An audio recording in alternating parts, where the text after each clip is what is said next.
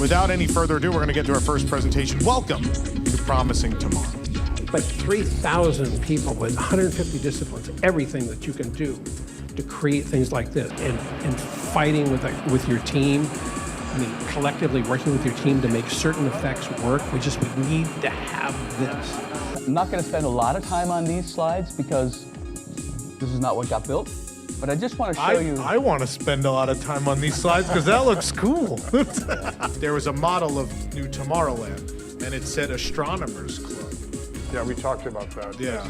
As something, not Club 33, but something No. kind of like Club 33. But my favorite memory of that was watching Cal David go into George's laundry room with a big microphone between his washer and his dryer, singing, you know, gravity, you got a hold on me, yes you do, and just looking through the window of the laundry room at Cal David perched between the washing machine doing sunny clips.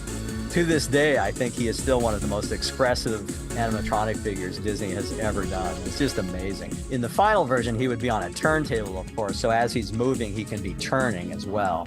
Career-wise, you probably have to come to the realization that we all can't succeed every time. See, I don't think it wasn't. It was. I don't think it was not successful. I think it was successful. You know, it was too scary, and I don't know. I'm sure it was to some people, but I would argue vehemently that it was a failure. I don't think it was a failure.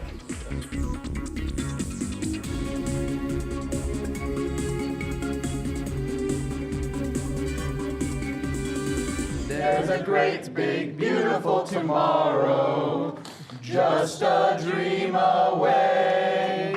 Yay! That was fun.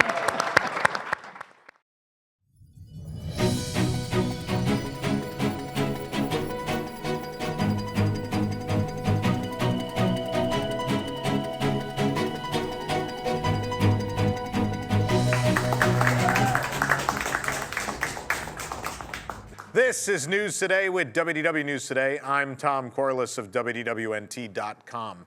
Please like this video, subscribe, and hit the notifications bell to make sure you never miss the latest from the Disney theme parks all around the world. But here now, the news for January 31st, 2025.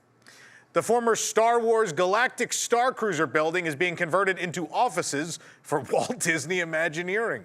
Several sources, including an individual close to the Walt Disney Company, told The Wrap that the Starcruiser would become these offices. It'll be Imagineering's hub for Walt Disney World's expansion projects, including the Tropical Americas area at Disney's Animal Kingdom, the Cars expansion of Frontierland and the Disney Villains Land coming to the Magic Kingdom, and the Monsters, Inc. land at Disney's Hollywood Studios. Of course, there are rumors that the Star Wars Galactic Starcruiser would be resurrected in some way, maybe as a dinner, theater experience or something of the sort, but a source told The Wrap that there were playtests conducted with cast members for a dining experience in the building, but that these tests were for something that would be in the parks, not at the Star Wars Galactic Starcruiser. The Wrap has now been told quite firmly that the building will not be accessible to guests at all. Previously, Disney Experiences chairman Josh D'Amaro was quoted saying that something will happen with the Galactic Starcruiser. CEO Bob Iger reportedly rejected ideas to retheme the venue to something like The Mandalorian or offer tours for day guests. However, a permit was filed for general construction on the property back in January of 2024.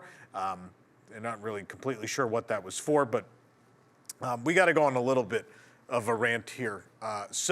I don't believe, I know, look, I've certainly fired my shots at Josh D'Amaro at this point, and rightfully so for Muppet Vision and things of that sort. But I don't think when he hinted to the media that something will happen to the Galactic Starcruiser, he was giving a half smile because it was going to become offices. In the course of that story, it's mentioned that there were ideas for The Mandalorian. I'm sure there were other ideas. It's Imagineering. I'm sure 50 different things were pitched. And for some reason, no one wanted to do any of them. I don't know if Bob Iger just feels there's some sort of stigma around the building because it's a failed project. It's very much not a failed project.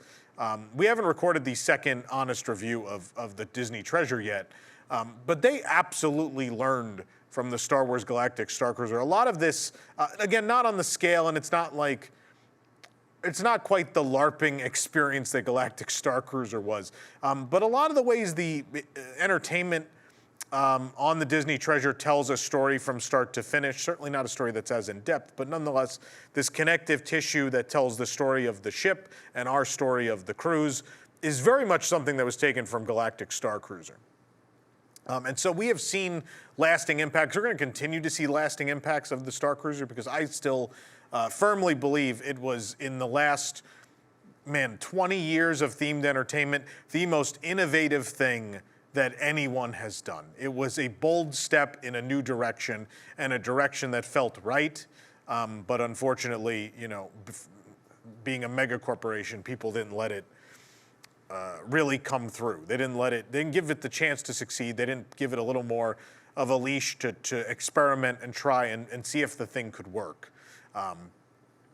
But I think it's crazy in a day and age we're so celebratory of what's happening with Epic Universe. I see the community as in total is so excited about it, and they're like, oh, this is going to change everything.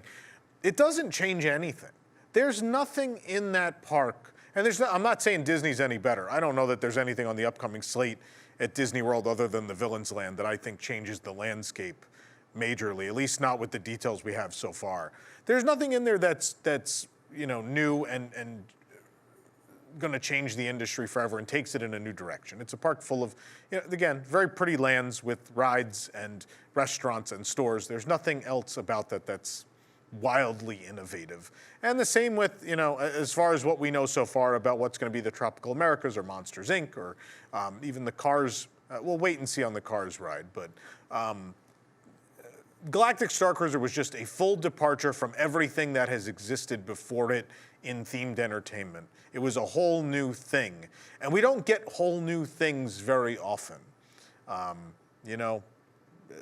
Think about how much innovation there was in the 60s and 70s with animatronics and new ride systems and things that, a boat ride, like the ability to have a boat ride with that kind of hourly capacity changed the business forever. Audio animatronics changed the industry forever. These were incredible, big changes.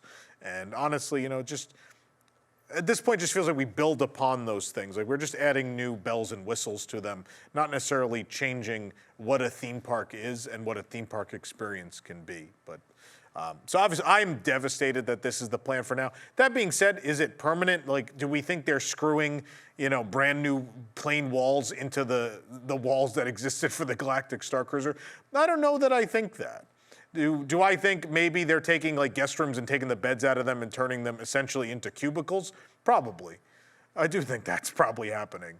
But I don't think they're doing enough damage in there to where nothing will ever happen in this space again. And I don't think the company is looking at that building and going, well, it's one hell of a $1 billion office building. Because if you spend $1 billion on an office building, it usually would be probably bigger than that hotel is and serve a grander purpose than just construction offices for some projects you're working on. So I don't believe this is the end of the story. I know the rep said firmly there are no plans. Obviously, there are no plans at the moment, but it's a building at a theme park resort complex. And if you know anything about buildings at theme park resort complexes, they don't either A, last forever, or B, get repurposed at some point. So look, all of these projects will eventually wrap up in, what they say, by 2030 or 31. All of these things will be operational. And at that point, I don't know that Disney World's going to be embarking on as much expansion as they are right now. This is a time of, unparalleled expansion. The largest expansion in the history of Magic Kingdom. They're retheming and building essentially a whole new land in Animal Kingdom. And then on top of that, all the work that's going on to turn Muppets Courtyard into Monstropolis. You can all boo at this point if you'd like for that. But are people happy about Monsters, Inc.? No, it doesn't just no. Yeah, that's what I thought. But there's a lot going on at Disney World, and it's a viable solution instead of building a bunch of temporary offices. Use a building that already exists, roll some dividers and equipment in and such, and use it for now. Since no one wants to pull the trigger on anything now. I'm disappointed. I would have liked to have seen. I think Bob Iger should have been more open to ideas to fix it and to change it and make it something else that guests can actually utilize. And the easy answer is, it's a Star Wars hotel. Why don't you just sell it as a Star Wars hotel then? You don't necessarily need the entertainment. I don't really like that plan, but at the same time, like as a temporary stopgap, I didn't have a problem with it either. But also, I can understand sitting there and going, let's not do that, so that way in 5-10 years, when we decide we want to do something big and new and cool with this space, it actually feels fresh and new, and it's not a space a bunch of people have seen because they booked a hotel stay in it. So I understand both sides. I'm really disappointed that it's going to remain dead in all forms for the foreseeable future. But here we are. Should we get to some positive Star Wars news? The cannons of Star Wars Rise of the Resistance at Disneyland have finally been fixed and are now fully operational once again. The ride, of course, has 3 cannons, which are supposed to move back and forth as they appear to fire blasts through the windows of the Star Destroyer.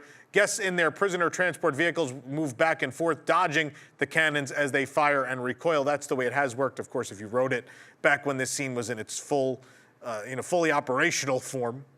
To paraphrase the Emperor, you would kind of stop between cannons as they went forward and back. Unfortunately, the cannons were deactivated years ago because, as many of you remember, there was significant downtime for the ride, and it was determined that a good amount of it was simply from the cannons faulting the ride system. Now, in a trackless ride, you do kind of have to worry if the vehicles are hitting their marks. And when you have things that enter and leave the ride path of where that vehicle full of guests is going on the ride, you obviously want to know if anything is where it shouldn't be. And if even by a centimeter to an inch, things are not exactly where the computer thinks they're supposed to be, well then the ride shuts down. And so that was what was happening, was the vehicles were perhaps maybe getting a little too close to the cannons at times. The computer thought so, and the ride at that point would cease to function, and there's a number of safety protocols you have to go through at that point, which leads you to at least be down for an hour or so, if not longer.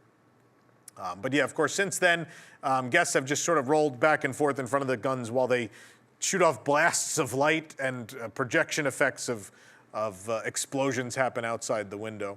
So the effects were turned off so that the ride would work at both Disneyland and Disney's Hollywood Studios to improve that uptime. I think it really did. Like, don't get me wrong, Rise still goes down a good amount, but not anything like it did when it first opened. But the story we had been told is that Disneyland Resort had figured out this particular fix some time ago, and it was held back because Walt Disney World did not wish to implement the change. And so far, we only know the effect has been restored at Disneyland. We don't know what's changed at this point. Maybe management finally just said, hey, you know what? If you guys have the fix and you want to run with it, you can. And if Disney World doesn't want it, that's great. Or maybe Disney World's going to implement it. Maybe that was the domino that had to fall. We'll have to wait and see, but we haven't seen any changes at Disney World just yet. It's great to see this at Disneyland. This is, every time you talk about Rise of the Resistance with people, it's always the first thing people bring up is, man, I remember when the cannons worked. That was so cool. But at the same time, this is a story, and I have been guilty of this a lot in my life, of being mean to current Disney, sometimes maybe unjustly. In the case of the cannons, it's one of those things you understand because you want the ride to be open for more guests. Totally understand that. And in the history of Disney parks, this is not uncommon. Going back to even Walt's time, that effects of little things you plan to have in an attraction, you just have to take away because it makes the ride not work. Now, there's certainly cases where it's budgetary, and obviously we're not okay with that. That's nonsense. You know, if you just watched our Promising Tomorrow's event, they talked about all the effects from Alien Encounter that were cut just for money reasons. They weren't because they didn't work. It wasn't because it took down the show. It just was because no one wanted to pay for it anymore. But in this case, this wasn't a money thing. It was a, people came here for this ride. We want to make sure as many of them as possible get to see it. But at the same time, kudos to the Disneyland maintenance team that sat there and was like, hey, maybe we can figure something out that won't make the ride go down, but still gives people this really cool effect and makes this scene worthwhile. And, really kudos and thanks to the team that fought for the guest experience and made this happen. And hopefully, Walt Disney World, I'm looking at you, hopefully this happens in Florida soon too. Don't leave us hanging, please. Speaking of things hanging, a social media video shows the aftermath when items suspended from the ceiling at Soarin around the world at EPCOT fell. Yep, the ceiling collapsed. In the TikTok video, user Unapologetically Mimisi states, part of Soarin's ceiling falls in Disney's EPCOT. It goes on to say that it nearly hit several guests and cast members. However, Disney did reach out to us and say that is not correct. The attraction was closed for the evening when this happened, and the cast members weren't near it either. What you're seeing in the video is when the cast members came to check out the scene and see what had happened. Our cast members were quick to block off the area and address the situation, which Disney has said is fixed. We can see that work has been done. They're not quite done yet because there is just a tarp hanging in the ceiling, but at least whatever was a danger to guests has been addressed. But why is this happening so much lately? The Polynesian ceiling had a situation like this a couple weeks ago. I just feel like this happens a lot.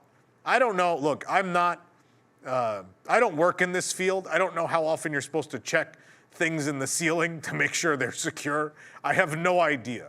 But it does seem to be happening a lot, and so maybe someone's supposed to be looking at these things and they're just not. I don't know. Tell me in the comments. Maybe I'm off base. Maybe you just assume the ceiling tiles and things of that sort have a structural integrity that won't be compromised. I don't know. All right, who's ready for a crazy guest story? Here we go. A Florida woman was caught trying to sneak into an offstage area at EPCOT on Halloween night and then bit a deputy, sending him to the hospital, according to a newly released arrest report. Alex Amazig, 24 of Merritt Island, was arrested and charged with trespass, resisting an officer without violence, and battery on a law enforcement officer as well. Her trial is scheduled for March 31st, and she has pleaded not guilty, the Orange Circuit Court records show. However, Amazig's legal case is becoming more complex because the deputy who arrested her is facing his own criminal charges for an unrelated incident. It took the Orange County Sheriff's Office more than 3 months to release Amazig's arrest report.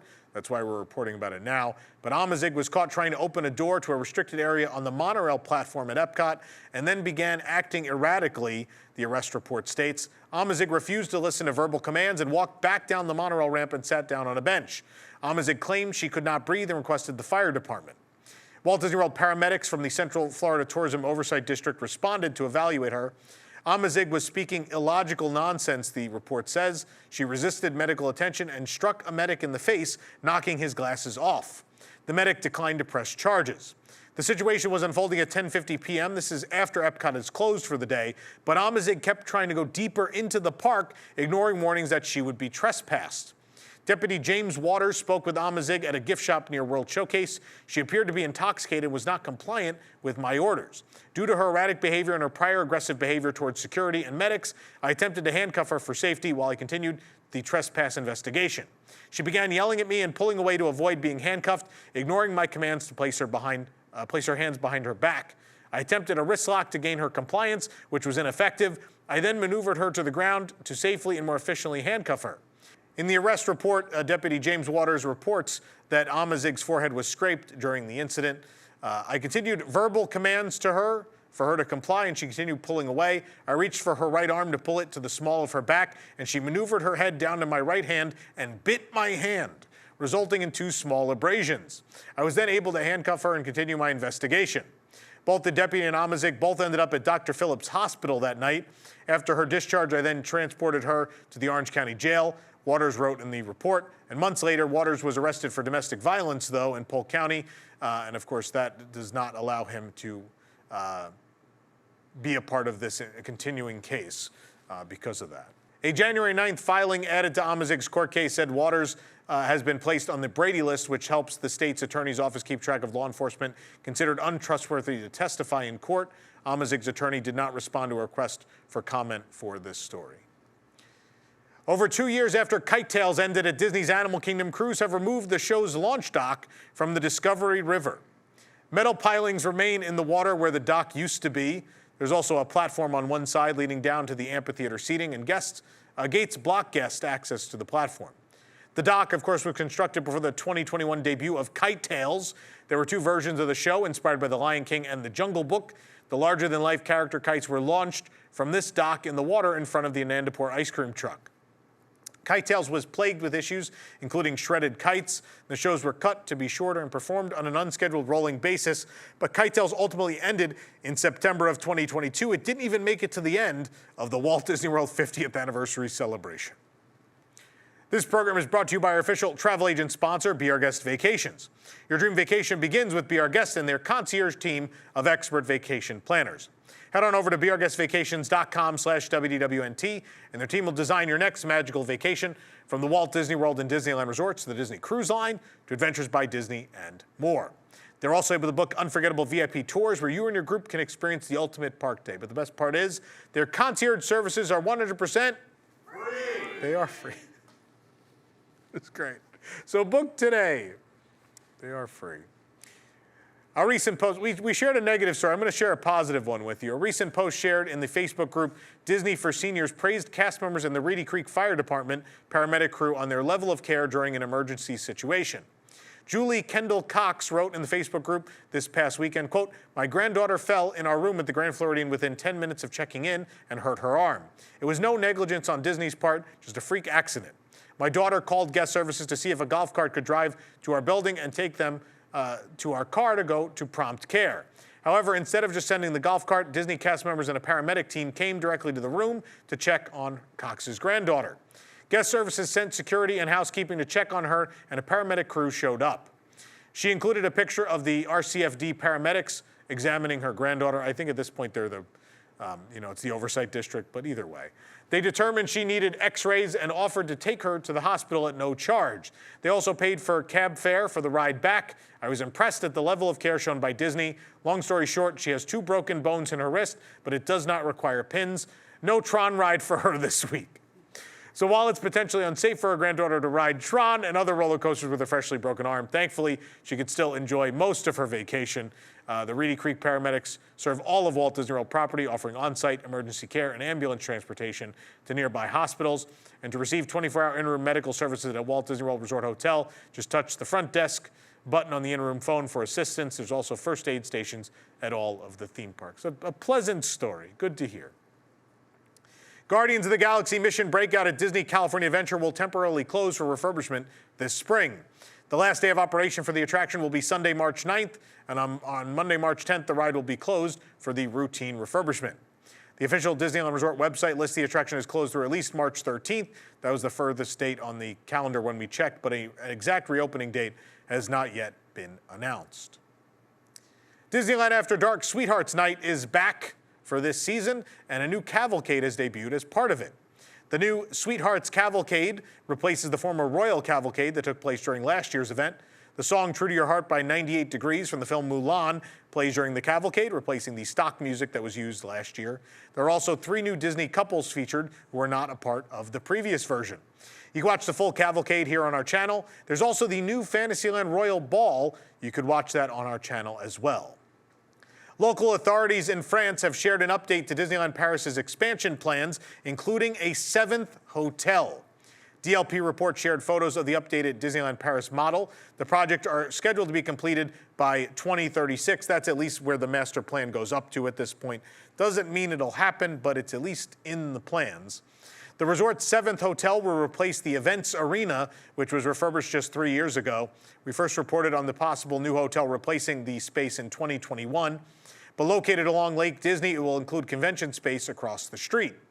The hotel is connected to Phase 2 of the Disney Village expansion. Of course, Phase 1 is still ongoing and still in the very early stages, in fact. The shopping and dining district has been undergoing that refurb since 2018. We also reported on the rumored Phase 2 years ago, but DLP Report plans include office and housing projects in Val d'Europe, a nearby town built as a part of the partnership between Disney and the French government.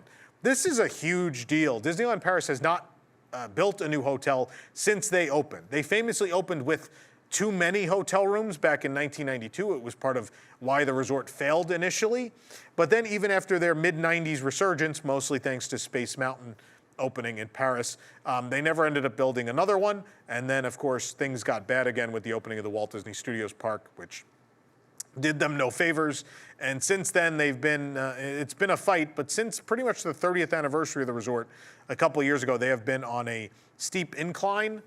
Things are going great. The hotels are full all of the time, so it makes sense to finally see a new resort hotel built in Paris. We don't know what the theme is, but obviously all of the hotels in Paris are currently themed to America. That was the theme. There's Hotel New York. Newport Bay is themed to, Rhode Island and things like that. And they're all there's a Route 66 hotel, et cetera. Do I think they will stick to that? I don't know.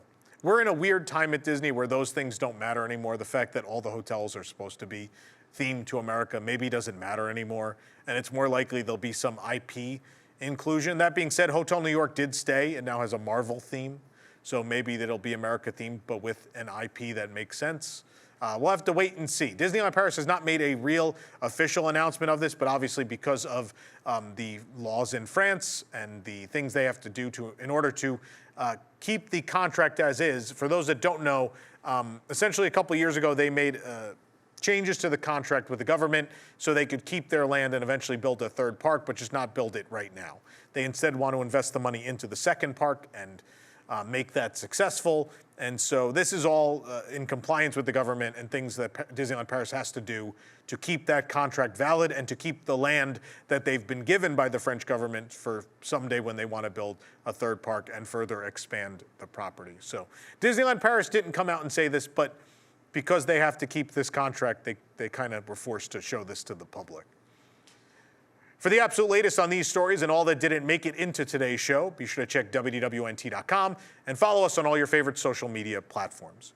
You can support the entire team behind this show and others by joining the WDWNT Interglobe Society at patreon.com/WDWNT. Get access to exclusive content, discounted show and event tickets, and more. Special shout out to our WIGS members watching who make this show happen every week. For the worldwide leader in Disney Parks news, this is Tom Corliss saying, enjoy the rest of your today and have a great, big, beautiful tomorrow.